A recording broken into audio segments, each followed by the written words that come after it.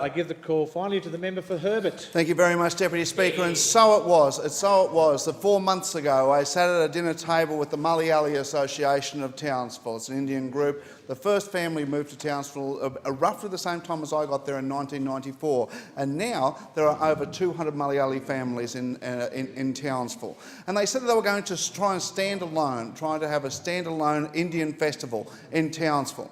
Then the local member was David Crisafulli, the member from Munningborough, and I sat there and said, gee, you're leaving your run late.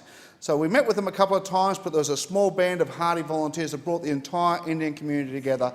And on the weekend, to time with the Festival of Lights, the Diwali Festival of Lights, we saw Townsville's first standalone Indian festival. We now are the proud owners of an Indian festival, Filipino festival, African Nations festival, Greek festival, Italian festival, as well as our festival, as well as Culture Fest. All these things have come from a very small group of tables from about 20 years ago.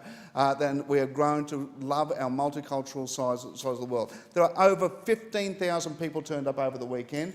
It was my daughter's birthday on the Saturday night, and we did have homemade gnocchi for dinner, but I did still manage to squeeze in a little bit of butter chicken on the way out there. So a special thank you to that mining company, the company that's so vilified throughout the world, Adani, for coming up and being the major sponsor of this thing here.